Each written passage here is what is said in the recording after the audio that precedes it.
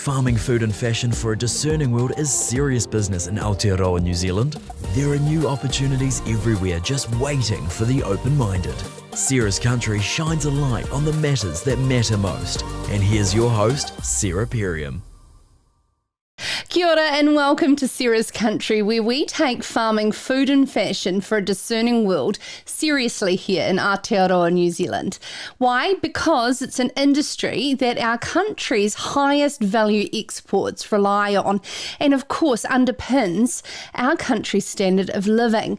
But we do operate under a social licence and with an environmental code of ethics to sustain our global population with nourishing produce whilst nourishing the planet.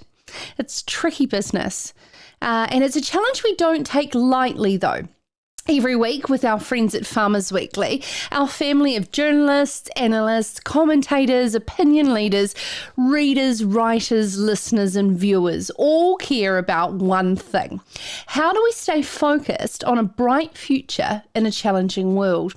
Now, if you're new to the show, I'm your host, Sarah Perriam, and yes, it is a challenge, but I believe that we can achieve anything together. Again, the eternal optimist in me, and that is why we do this Monday through Wednesday live from 7 p.m. Go to sarahscountry.com, as well as there for the on-demand videos, and you can subscribe to us wherever you choose to listen on podcasts. Now, to kick off this week on Sarah's Country in our Newsmaker show, we peel back the pages of your favourite rural newspaper to bring you the interviews from the headlines you need to know about. The story that has kicked off this week was released yesterday, the draft carbon budget from the Climate Commission. And of course, we will dive deep into the recommendations to reduce agricultural greenhouse gas emissions. But we will do this in a whole show tomorrow, dedicated live from 7 o'clock. And of course, again, on demand on podcasts in our Opinion Maker series. This is where we break down the information behind the important matters you need to know about. And of course, there is a lot of interest about how we will achieve these reduction in targets. By 2035, we have Minister for Climate Change James Shaw booked on the show, as well as several industry leaders and what they make of this. As well as I'm looking forward to diving into Tutoy EnviroCare's tool that may prove that your farm is already carbon zero. This is a show I don't think you'll want to miss, so join us live. And if you do have questions for our guests, can I suggest that you send them via email to me as well, just to make sure that we've got them. Sarah@sarahscountry.com.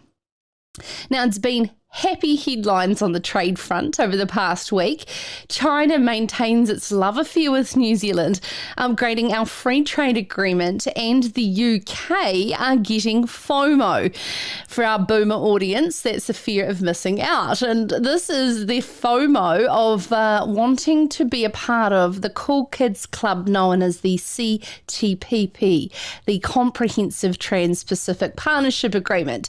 But whoa. UK, hold your horses, because New Zealand wants you to deal with splitting our World Trade Organisation's trade rate quota situ. First, Executive Director for the New Zealand International Business Forum, Stephen Jacobi, will celebrate this with us in this Newsmaker show.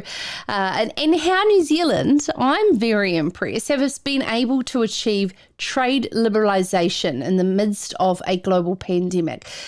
I say it once again, our trade negotiators should be rock stars held on pedestals like we do our All Blacks. New Zealand punches well above its weight. Now, the lack of rain and humidity is spurring on unwanted spores in our grasses, and the highest detection rate for this time of year in over 4 years. Phil Duncan from Rural Weather explains how to read humidity levels at ruralweather.co.nz and what's in store for this high pressure looming off the North Island. And what about these wintry conditions in the south? All that later in Sarah's Country. To close the show, OSPRI's CEO, Steve Stuart, is going to front up to answer your questions on the Hawke's Bay TB program. For those who may have listened to Lloyd Holloway from the Hawke's Bay's financial toll that it has had on his business and his concern of the rapid spread of the disease, the status of the current cluster and an update on the operational model, will see Steve provide a more transparent approach to what is going on and answer, as I said, your questions live here on Sarah's Country. If you're watching on Facebook or YouTube, please put them down, and Megan in the UK, she'll fire them over to me here on this iPad, and we'll make sure we get those to Steve for you. I think that we might actually establish a Facebook group for Sarah's Country, and I look to do that this week because I think it will be a great way for us to continue the conversation around the community that is building in our listeners and viewers for Sarah's Country, and a way for us to send in questions in advance. So if you can't watch along live, then you don't miss out at all. Of course, if you're listening along on podcasts and want to comment about any of them afterwards, it's a nice, easy way to have those discussions with like-minded people. So we will also get in the Friday's Farmers Weekly newsletter as of this week what is coming up next week. So make sure you do subscribe at farmersweekly.co.nz to stay a part of the conversation. Firstly, on Sarah's Country, though, our Farmers Weekly newsmaker is a man that lives on the edge, studying the science of our country's wildfires. Graeme Still, Fire and Emergency New Zealand's wildfire specialist, will join us shortly to learn what makes the perfect conditions as our winters warm, and his thoughts on farmers' land management with fire risk. This is Sarah's Country, produced in alliance with Farmers Weekly, the place New Zealand farmers turn to for a trusted source of in-depth agricultural journalism. Stay connected to the matters that matter most by subscribing to My Daily Digest at farmersweekly.co.nz.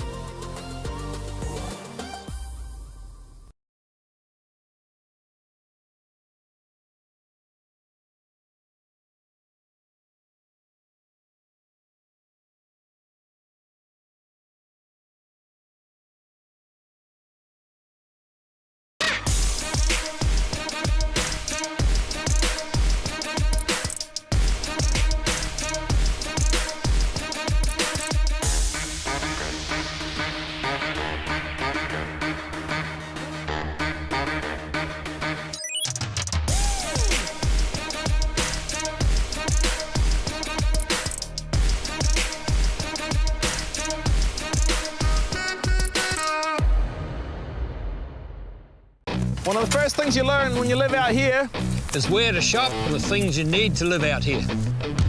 like electric fencing, or horse feed, or bee suits, Children's chook food. Do you want a couple of these? Or something stylish to wear. Not everyone's got stuff like this. But at Farmlands we do, and then some. So if you need anything to help you farm, Grow, milk, drench, rear, come on in. because we're out here too. Reported by Neil Wallace is this week's newsmaker in Farmers Weekly. We are talking to one man that I think has got a fantastic status within our community. He is the wildfire specialist for Fire and Emergency New Zealand. And they are, of course, the first responders called out to fight our rural fires, often in remote and hostile areas. Their life revolves around weather forecasts, much to the same as our later guests, of course, Phil Duncan from Rural Weather. But I mean, in terms of making sure that they have what they need on the ground and being in a high state of readiness when those hot temperatures come through. A third of all rural fires, easily the most common cause, old fires that are not fully extinguished and reignited. Joined now by this week's newsmaker, Graeme Still, Dunedin-based Fire and Emergency New Zealand's national wildfire specialist. Hey, thank you so much for joining us, Graeme. I appreciate it. It's an extremely busy time of year with these hot temperatures. How has the last 12 months been in all of your career in the number of wildfires across New Zealand? It's been quite variable, to be fair. Yeah, I wouldn't say I've had more fires in the last 12 months, Sarah, but we've had bigger fires. So that's been quite challenging. Yeah. And when it comes to fighting bigger fires, at what point do you, in your capacity, coordinate with ground crew to pull out and go to the air? It's case by case basis, Sarah. So yeah, first of all, we do what we call we have a bit of a look, and then we do it from there. We'll organise tactics and strategies and all those big words. So there is a point in time. So we basically, when the fire intensity gets too high to attack a fire directly, so what we'll use aircraft for what we call either an indirect attack or a direct attack because it's too hot for the ground crews. And let's talk through some of these fires. I mean, the latest, and quite a few in your area as well, in the Lemon Ranges off the back of Middlemarch. And of course, we all know about the Lake Pukaki fire destroying 5,000 hectares. Is there a few similarities in these types of fires and understanding their origin and how fast they spread, the learnings that we can take forward into other major fires of this nature? Yeah, there are a few learnings, and that is that these fires occurred what we call outside the traditional fire season. So if we take Laminor 1, Deep Creek 1, that was sort of in late winter. And if we took Lake Ohau, that was sort of early spring.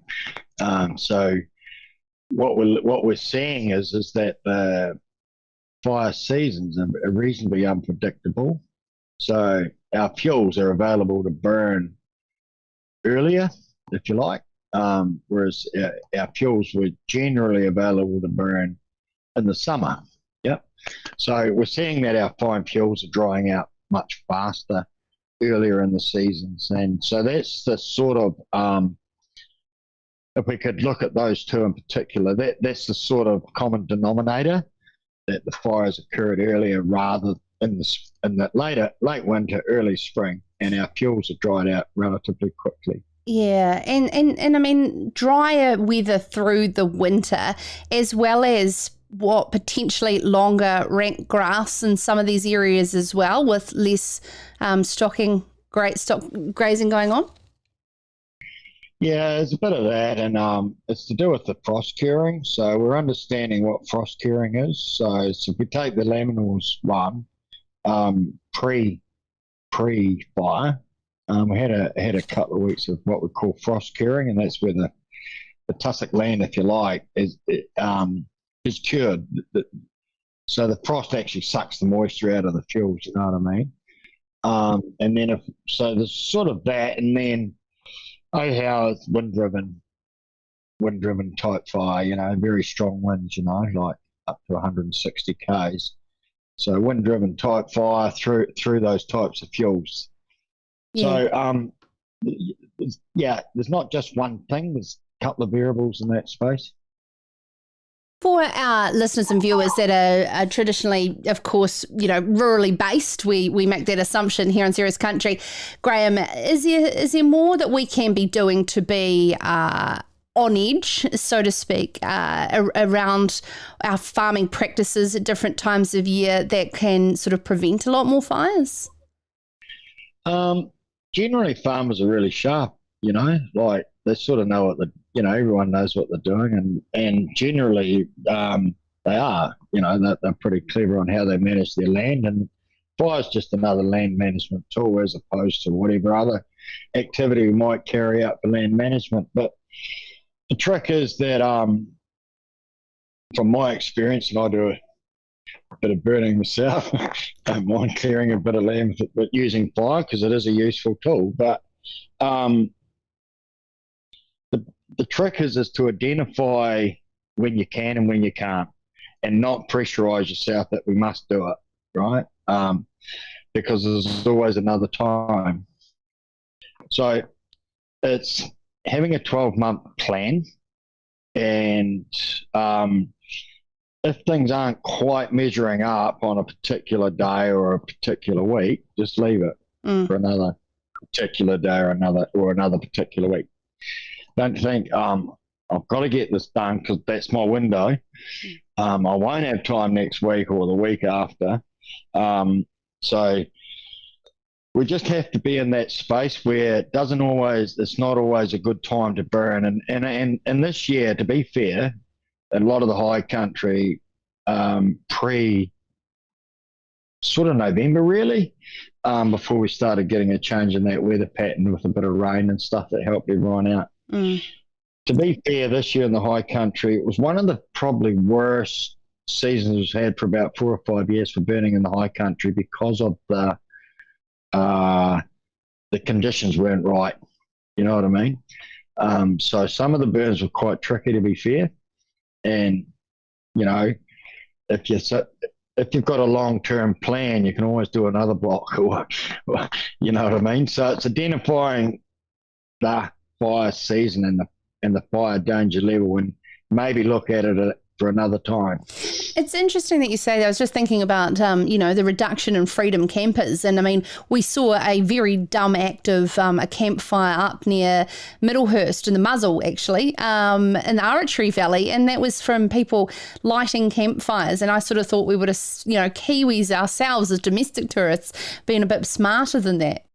We've seen an increase in New Zealand freedom campers this year, because we can't travel anywhere else. So we've seen a large increase in that, and that was a concern leading up and over the holiday period because we just weren't sure how people would cope around freedom camping, around cooking, and around trying to keep warm. But generally, it's been pretty good, I have to say. There's a lot of information out there, but it's not rocket science, is it? Like if we've got a 30-degree day and it's windy, well, let's use our brains, Yeah.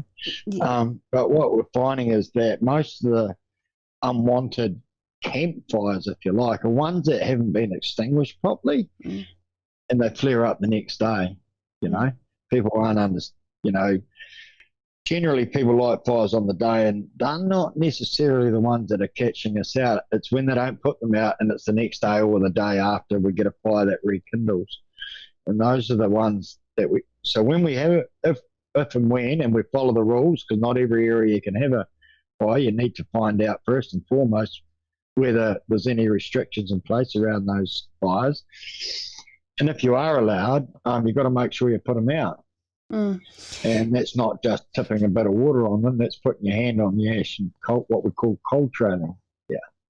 Thank you so much, Graeme, and all your involvement over the decades and dedication to this. And of course, as you said, you do have a passion for understanding the science of fires, and really appreciate your time as a newsmaker in this week's Farmers Weekly. Graeme Still there from Fire and Emergency, a wildfire specialist. Coming up after the break, a couple of things to talk to our trade commentator Stephen Jacobi about, the upgraded free trade agreement with China, and of course, the news that the UK now want to join the CPTPP. All that up next in Sarah's Country. This is Sarah's Country. Catch the latest on the matters that matter most wherever you are. Listen to Sarah's Country on Spotify, iHeartRadio, Apple or Google Podcasts. Try asking Alexa or Siri. Play Sarah's Country on podcast.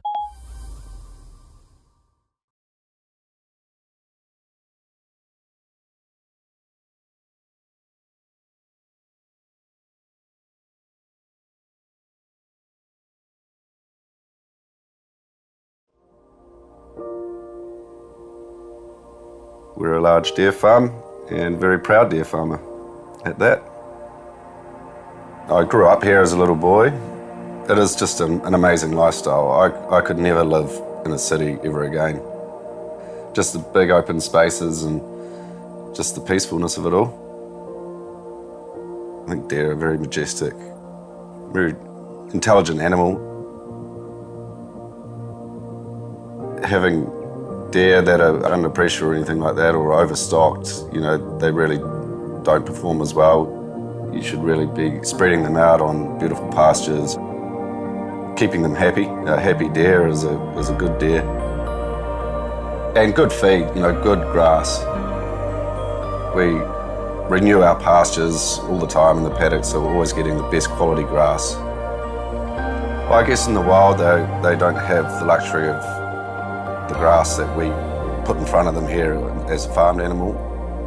I believe we've got some of the best English type deer in the country, if not the world. And to associate our brand with Silver Fern Farms brand works for us. Without the likes of Silver Fern Farms, then there's no point doing this. So they're very, very important for us. I'm Mark Tapley, very proud suppliers of venison to Silver Fern Farms.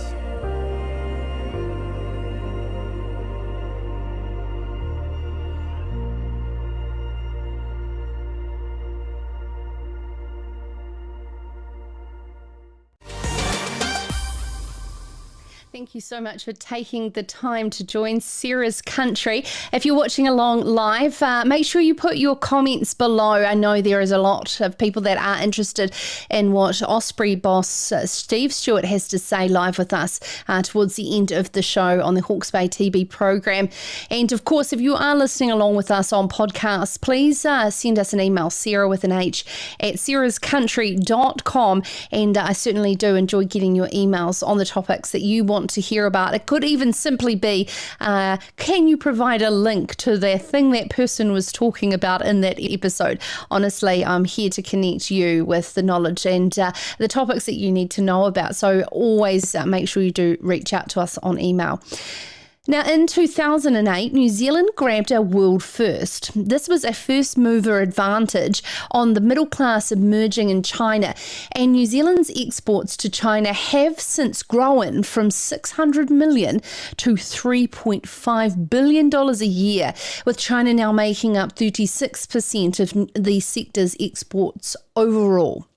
Finally, after our election and a pandemic, the virtual signing of an upgrade to New Zealand's China Free Trade Agreement last week was, let's say, our Chinese New Year present to New Zealand. Executive Director for New Zealand International Business Forum, Stephen Jacobi, joins us now to talk about how we're sort of taking our relationship with our favourite trading partner to the next level, really. And if I do want to delve into the UK, getting a bit of FOMO over in the corner. But firstly, on China, can you just let us know more about what the upgrade means and why do we need to go down and upgrade? What was wrong with the existing agreement, Stephen?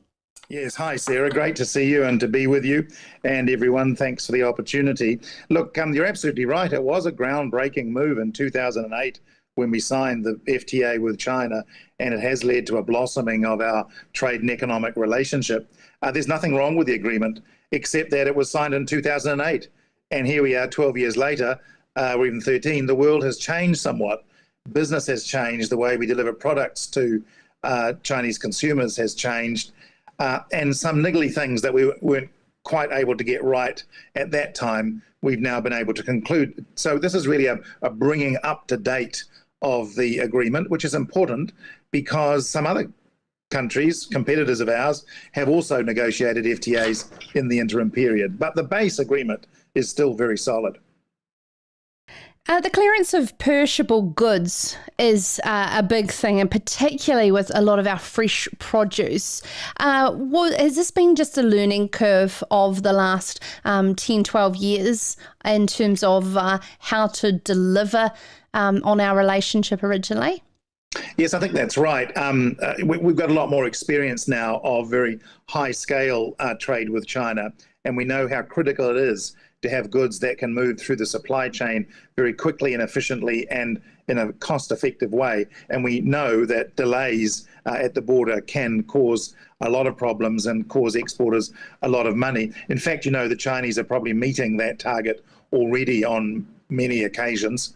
But it's good to have it in an agreement like this. It was in, by the way, the other agreement we signed back in November, the RCEP, Regional Comprehensive Economic Partnership, was in there too. So this is, yes, building on our knowledge of that trade. And another area, which you might say is the same, the procedure we've got now to more quickly resolve problems that arise with non-tariff barriers. This is either because a rule has been put in place that is more trade restrictive than necessary, or holds things up, or is not really, achieving what it set out to do. There's an expedited procedure now to address those issues, and that's because as tariffs have come down across the board in the original agreement, non-tariff barriers have become more of a problem. So yeah, we've learned about those things over that period. Do we dare talk about Australia's relationship with China, and of course the walls going up extremely fast on Australia from China, and why, as you said, non-trade barriers to New Zealand isn't that first jump at something that's wrong in that agreement? That's right. That's often what happens, by the way, when things go wrong. Sort of spurious little rules get put in place to slow things up. Look, I think the Australians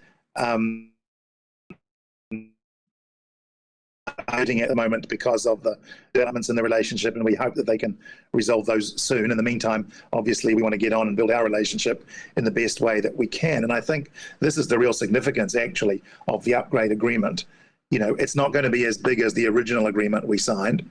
It's going to bring a lot of valuable and useful things, including in areas like e-commerce, which we could also discuss. But the real benefit is it demonstrates very clearly that New Zealand and China are able to do business. We're on the same wavelength. We can resolve problems. We can look to achieving new things together. And this is despite all the problems around COVID, all the problems around geopolitics, the trade war, and let's face it, the criticism that we too sometimes level at China for their human rights record, or around developments in Hong Kong.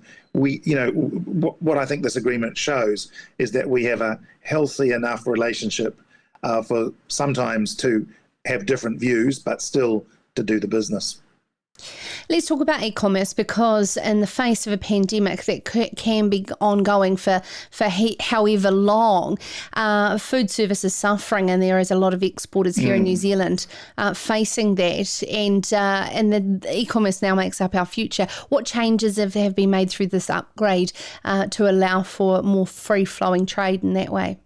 Well, what we've seen actually is the first set of rules being put in place around e-commerce and the way it should function. So a lot of these things aren't particularly groundbreaking because we're kind of observing them anyway with China, and China's observing them with us. But I mean, they're codified in a different sort of way, which is very useful. And there are new procedures around the acceptance of electronic documents, around e-signatures, and those sorts of things that again are all about speeding things up, making the wheels move more quickly and more cost effectively.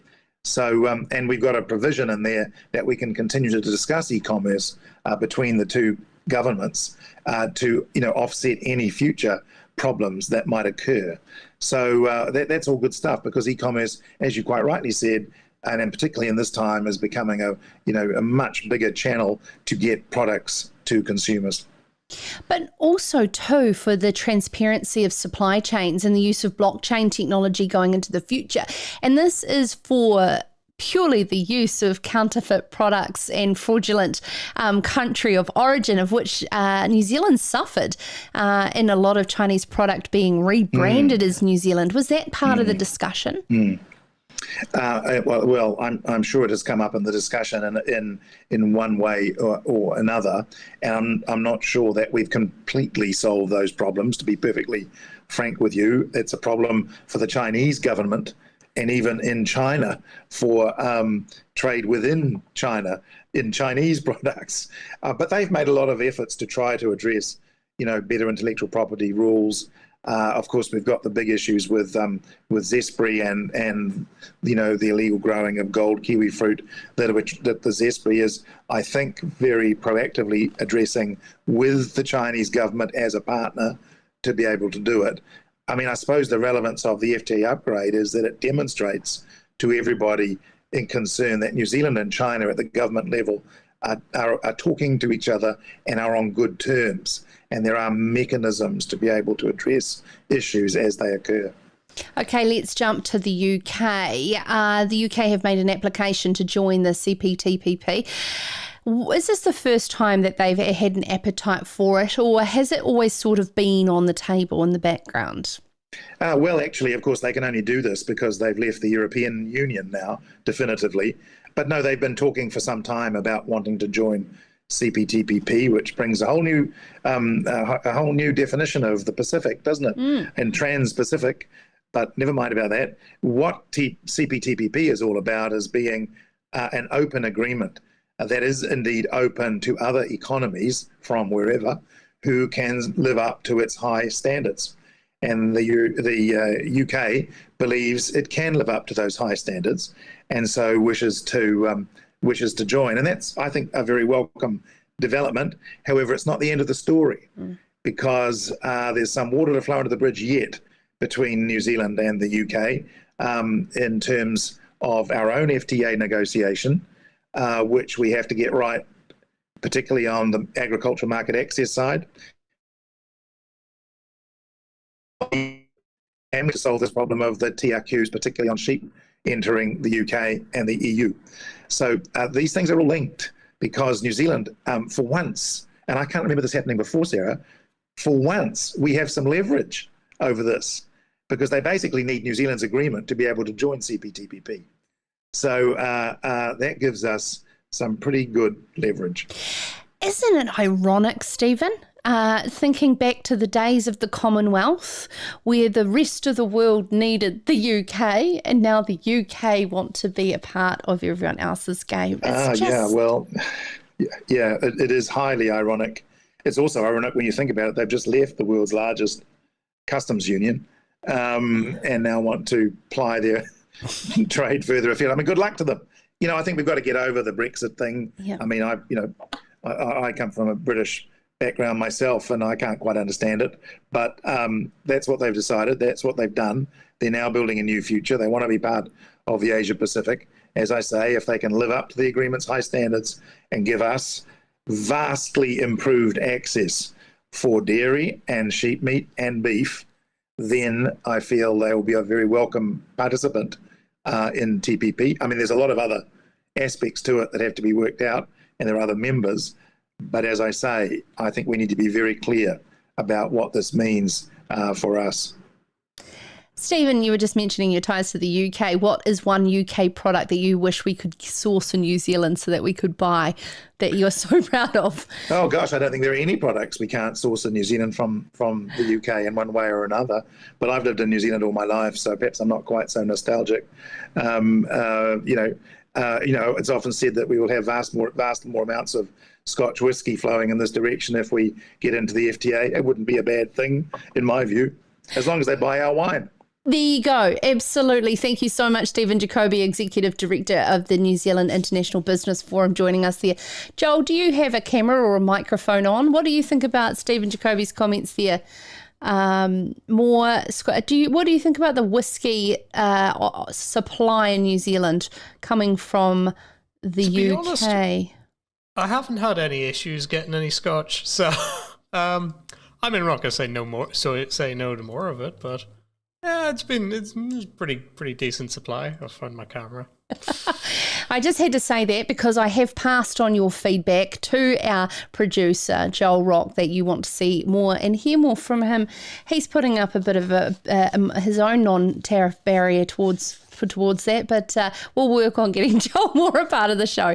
After the break, we're going to hear from Rural Weather's weather commentator Phil Duncan on the weather over the next couple of weeks. Will there be some rain for the north, and of course a bit more heat for the south? Up next here on Sarah's Country. This is Sarah's Country. Join the conversation. Have thoughts on an interview? Or have you got questions you want answered by a future guest? Let us know. Email sarah@sarahscountry.com. Every morning, Kiwi farmers wake up to produce high quality food. Yet, every night, some Kiwi families are going to sleep hungry. Meet the Need is a charity founded by farmers, and it's here to change all that. We're about New Zealand farmers feeding New Zealand families by donating a small part of what we grow when we can. You can help us make sure no one in New Zealand goes to sleep hungry again. Visit meettheneed.org and follow us on social.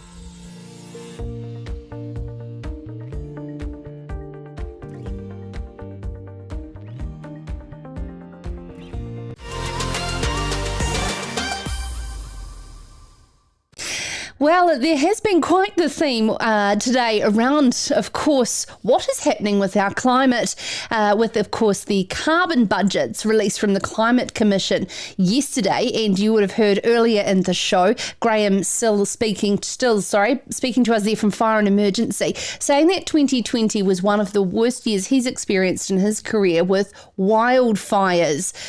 Is this a trend that could continue with hot weather across the North Island, contributing to a brink of drought in Northland and peaking spore levels, of course, indicating facial eczema being a big threat, continuing as we're going into autumn?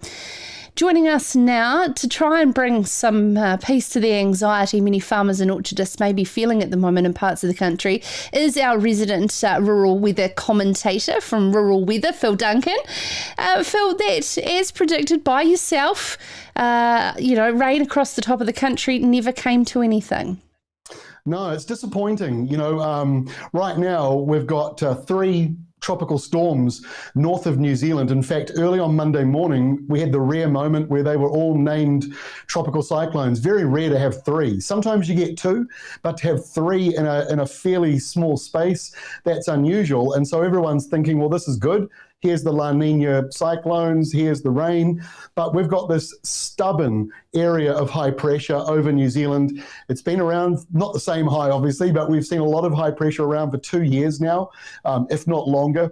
And so it's becoming almost sort of the default forecast that when you see a cyclone, the high is going to stop it from getting here. And that certainly seems to be the case with these 3 storms at the moment. All 3 of them look as though they're not going to reach New Zealand with more of that dry weather lingering, and that's obviously not good for for bushfires, forest fires, scrub fires. Yeah, and so, and that's the thing is, in parts of the country in Northern and Hawke's Bay that last year was in severe drought, they never really had enough moisture to bounce back any of those water table levels and soil moisture at all. And so the hope is that the prolongedness wouldn't be similar this year. Is there any prediction that you can give around that? So, yeah, rainfall, like I say, it's looking very dry because of this big block of high pressure we've got over the country. In the tropics, these 3 areas of low pressure north of New Zealand are part of La Nina. They're part of what we call the monsoon trough, monsoon rain. Big long line of cloud that's up in the tropics, and it just drops thunderstorms non-stop at this time of the year. But this is the 2-week map, and for those who are listening, it is very dry over New Zealand. In fact, Central Australia, the desert, Alice Springs, and Central New Zealand look quite similar on the map with just a few millimetres of rain. Areas like Hawke's Bay maybe getting 30 or 40 millimetres, and that's as these cyclones come down the east of New Zealand. The easterly flow brings in a few showers. So that'll be welcome and helpful. But this is 2 weeks worth of rain that we're showing on this map. And for those who are listening, it is not much. Places like Southland seeing 10 to 15 millimetres, although I guarantee we're not going to get a complaint from anyone in Southland about that forecast. But it's central areas, western parts, Waikato, for example, might be in that same boat of seeing just 10 millimetres in the next 14 days. So a lot of northern New Zealand is going to dry out quite a bit in the next wee while. And we're speaking there around the high risk of facial eczema from an increase in spores, and an article on Farmers Weekly says that the highest detection rates for this time of year over the past 4 years. And of course it's connected a lot to the humidity levels as well, Phil. Are we seeing any trend of that going down in the north?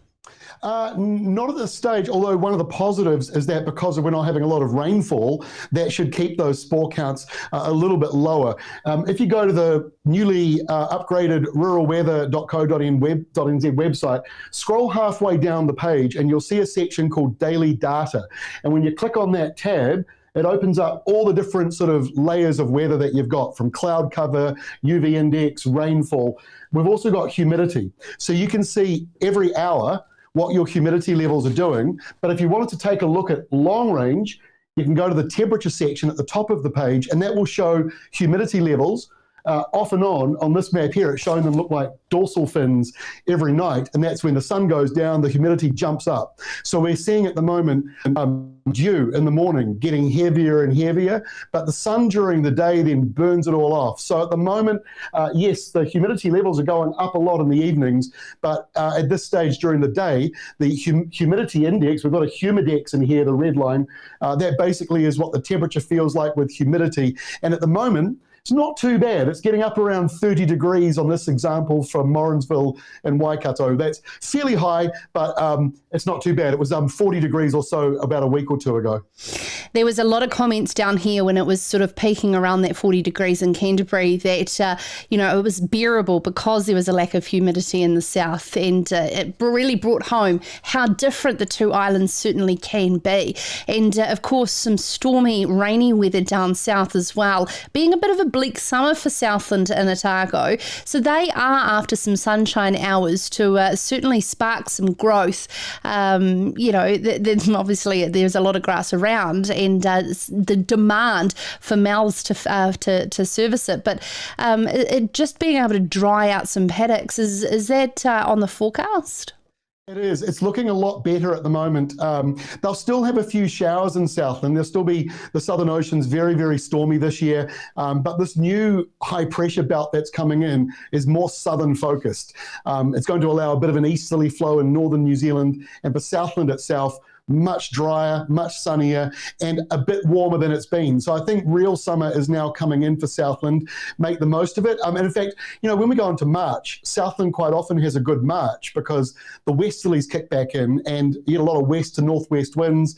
Fiordland National Park blocks a lot of that wet weather from coming in. So I'm trying to be optimistic that we'll get a bit of some good weather in there, but certainly the next week ahead is a lot more outdoorsy than it's been for the last couple of weeks. And let's touch on with the detail that ruralweather.co.nz goes into, Phil. One thing that it's all well and good having hot weather, but when you get those hot winds, they are obviously what is really driving people batty and drying things out around the country. What is really creating that and on the forecast for the next couple of weeks? So a lot of high pressure around New Zealand for the next couple of weeks means the winds will be much lighter. We will see a bit of an easterly flow kicking into the upper North Island as a result of the high pressure belts further down the country and some of the lows in the tropics. And you'll probably feel that easterly kicking in over the next week, probably this weekend coming in. But between now and then, much calmer than it's been, lighter winds in both islands. There'll be the odd day where the winds pick up. Certainly the coastal breezes will be picking up here and there, but nothing too stormy. None of those big westerly events that can really dry things out very, very fast. So hopefully the next week or two will be that sort of ideal peak summer, calm weather, but I do expect things to become a little more unsettled as we go into the middle of the month.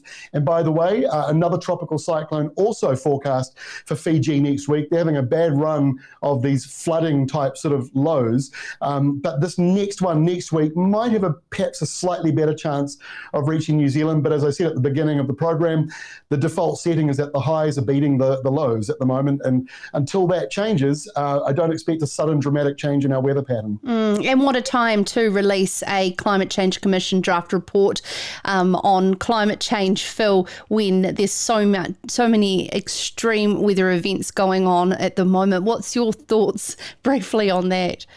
Yeah, I mean, there's a lot for New Zealand to discuss in this area. I love the idea that some of I saw from Dairy, I think it was Dairy NZ last week, talking about, everybody having their own sort of carbon footprint so that we all individually know what we're doing. I think that's a really cool idea because that brings urban and rural people together into one sort of common thing that we can all sort of understand. So I think there's some cool areas. New Zealand, climate change is a weird thing for us. we've got a lot of natural, rainwater, a lot of good natural resources. We can see quite a few positives coming out of climate change for the farming and growing sectors, a lot of challenges as well. But I think the more that we try and keep our own backyard clean and green, the better it is for all of us, including business. I mean, if we're seen as we are at the moment as the COVID-free country on this planet, as best as we can do, how awesome would that be to have the clean and green thing attached to it as well? It only helps our industry. Thank you so much for that, Phil. Of course, your in-depth, long-range rural weather forecast at ruralweather.co.nz, and I certainly enjoy getting my daily updates from there on what is going on in my local area, and I highly suggest you should too. And on the topic that Phil just spoke about, on tomorrow's show, we will be focusing on the carbon budget that has been announced in its draft form from the Climate Change Commission. And one of the interviews I'm very much looking forward to, as well as discussion from our industry leaders, is from Steve Dixon from Tutoi and Varakea, and we will learn more about how farmers can get accredited to be carbon zero already in New Zealand. So make sure you check that out on this week's Opinion Maker show that is broadcast live from 7 p.m. on Tuesdays, and then of course on demand on podcast. Now, coming up to close the show, a highly anticipated interview with the CEO for OSPRI, Steve Stuart, following my interview here on Sarah's Country last week with a Hawke's Bay TB-infected farmer, Lloyd Holloway, and his comments on the TB program. We'll get Steve's thoughts and put your live questions to Steve as well around what OSPRI looks forward to doing to reduce the number of infected TB properties in the Hawke's Bay Taupo region. All that up next on Sarah's Country. This is Sarah's Country. Catch the latest on the matters that matter most wherever you are. Listen to Sarah's Country on Spotify, iHeartRadio, Apple or Google Podcasts. Try asking Alexa or Siri. Play Sarah's Country on podcast.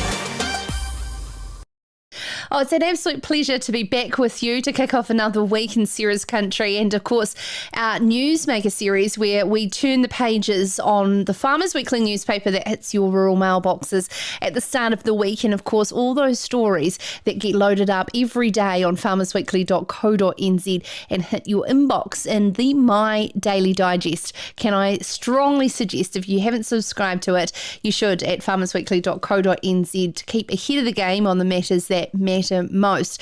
And one that matters a lot to the Hawke's Bay area is the outbreak of bovine tuberculosis and what has been described by some as the mismanagement of TB by OSPRI. We had Hawke's Bay farmer Lloyd Holloway on the show last Monday, sharing the financial toll of nearly $500,000 the TB outbreak has had on his business and some of the questions he wants answered from OSPRI.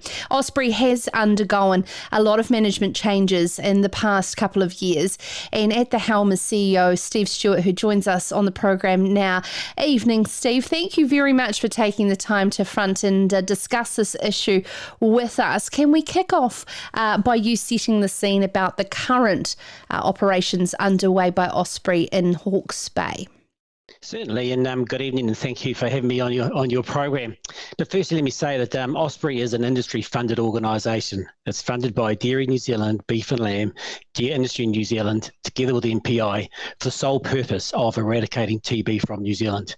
Now, if we were sitting here 30 years ago, Sarah, there'd be 1,700 farms in New Zealand with TB. All right, we're now down to our final 30, and we're confident that we're on track to be the first country in the world to eradicate TB in farms by 2026. So we have a proud history of managing TB.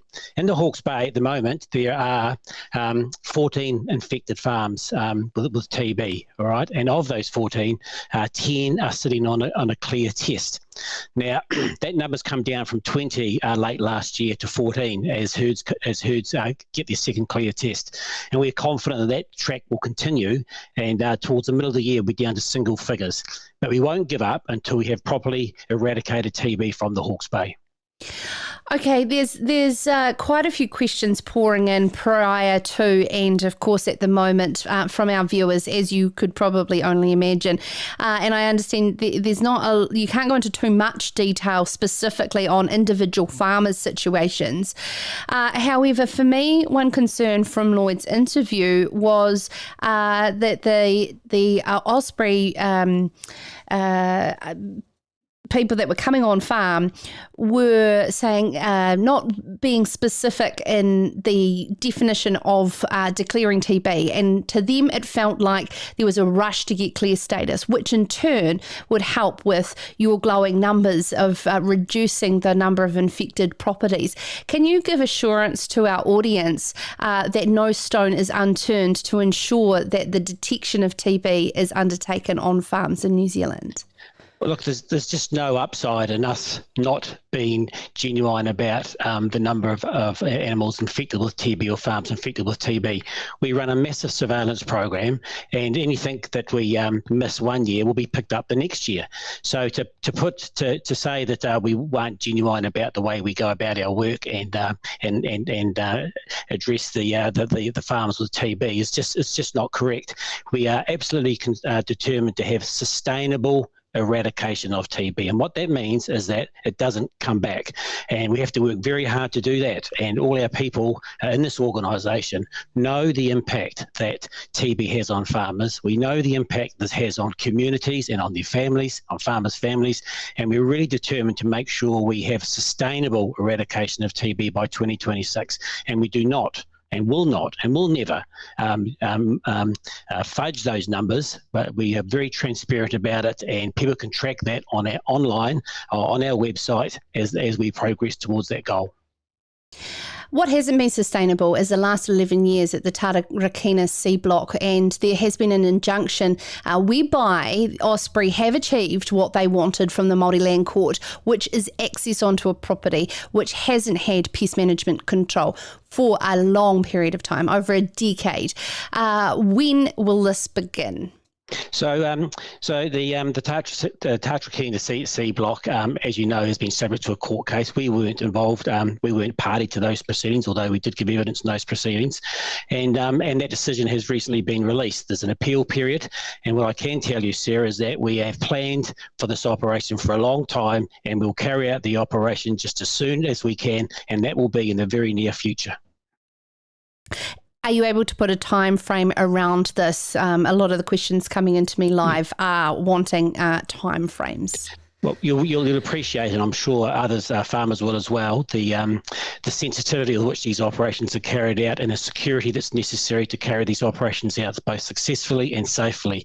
And so I'm not going to go into a specific time date for that very reason. Okay, the question has been asked on your behalf, so therefore I've passed that on to Steve. Another one's coming here from Campbell. What steps have OSPRI taken to guarantee another outbreak won't happen over the last 18 months to build back that trust? Yeah, so Sarah, we're dealing with the biological system, and so there are no guarantees. All right, and so we try and operate at 95% confidence that the work we do will be sustained. In the Hawke's Bay, for example, there's a part of the Hawke's Bay was a vector-free area. We have had 174 areas declared vector-free in New Zealand, and the Hawke's Bay is the first area to break down. All right, so we're dealing with the biological disease, and so these things will happen. We've committed to $20 million worth of work over the next 5 years to eradicate TB from the Hawke's Bay. We are carrying out ground and aerial operations over vast tracts of land, and with those numbers that I talked about earlier, we're confident that we can eradicate TB from the Hawke's Bay. It's just going to take us another couple of years to do that. What have we learned in the Mycoplasma bovis eradication plan and the use of buffer zones, and how can this be brought in to protect herds from infection? Well, I'm not so sure there's a connection between buffer zones and bovis and TB, but the view around buffer zones is that we have over 7 million hectares of New Zealand to clear of TB, or potentially possums and TB, and we can't do that all at once. So we protect farms by having buffer zones. The buffer zones prove exactly what they're designed to do, which is they keep the infection away from herds. Now we're down to our last, as I say, 30 herds. But importantly, what the Hawke's Bay taught us is through a risk process, we've actually identified 10 high-risk areas that showed some of the same characteristics as the Hawke's Bay. And so we're working very hard to ensure we protect those herds from any further outbreak.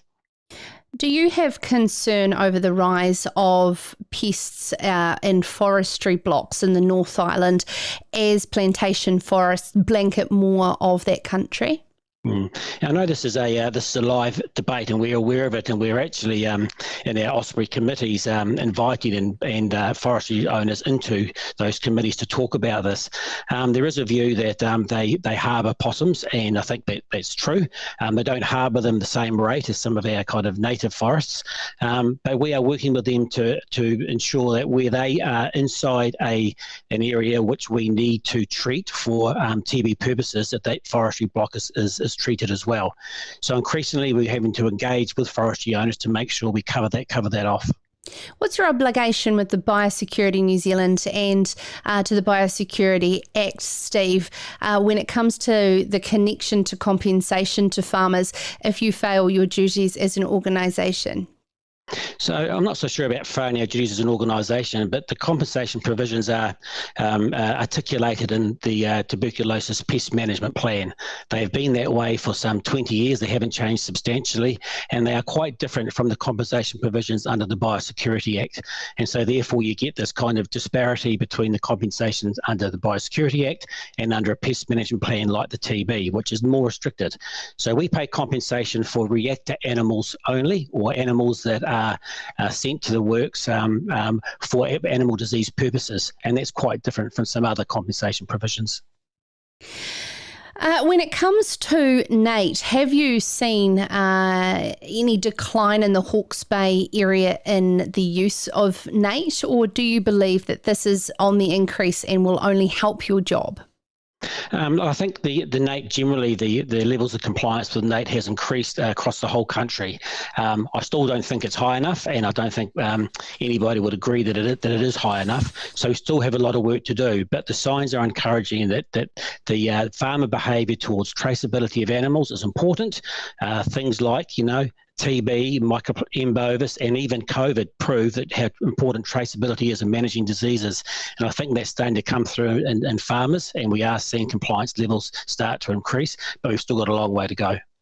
What have you learnt, Steve, in your role around access to land and the different forms of battles that you can have on farm, and particularly from the Tarakina situation, and going forward to give a surety that everybody is equal in pest management?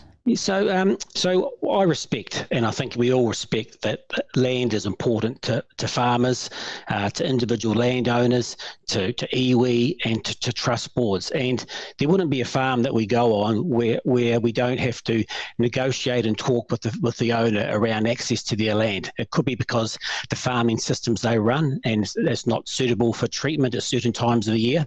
And increasingly, in about 99% of the time, we get access to land and be able to do our job. There are occasions when we can't get access to land, and that's the occasions where we have to refer to the courts to give us access to land. Remembering that oftentimes when we have access to land, it's a long-term relationship. We might be around for 5 to 7 to 10 years while we do a number of operations over a period of time. So what we try and do is work with landowners to develop that relationship, to get that ongoing access to land so we can treat it for TB. And as I say, in 99% of the occasions, we actually can do that through mutual agreements. There's been a lot of debate around the use of gene editing, and in particular the infertility of our pests in this country, and other ways of managing our major pests such as the possum. as opposed to 1080 drops. How far are we in that research and development? Look, we haven't ventured into that area too far. What we are doing with our research and development program, though, is looking at vastly improved ways and more efficient ways to manage TB, with the likes of drone technology, with thermal imaging cameras and Internet of Things, and looking at much more cost-effective ways to monitor and surveil large areas of land. That takes away some of the manual work that we currently do. Therefore, we can apply the savings we might get through more efficiencies into other pest management operations. There is a comment that has come in here that was of grave concern to not only me but our wider farming communities that witnessed Hawke's Bay not only under a movement control because of TB, but it was Embovis, it was drought, it was a backup of processing at the time because of COVID. It was literally the perfect storm. What work can you do to collaborate around the movement and the cattle restrictions when there is so much else at play? Oh, look, that period of time, as you say, Sarah, that was a perfect storm. I wouldn't want to be in any farmer's shoes and during that period of time, and I felt it a great deal, for the farmers. There was TB, as you said, there was the drought. There was no feed in the vast majority of the country, and it was a tough farming period for everyone.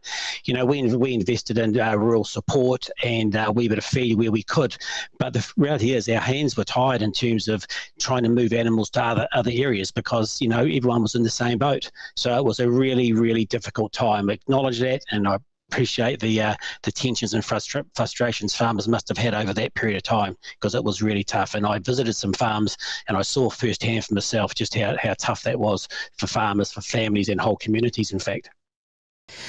In terms of modelling out disease, we're very familiar with that with Embovis, and of course the work that was done in the communication of that led to the way that New Zealand successfully has handled our COVID response. Steve, what have you taken from the learnings in being able to communicate outbreaks, and when there is a lot of hearsay and word of mouth on where it is and how far it has spread?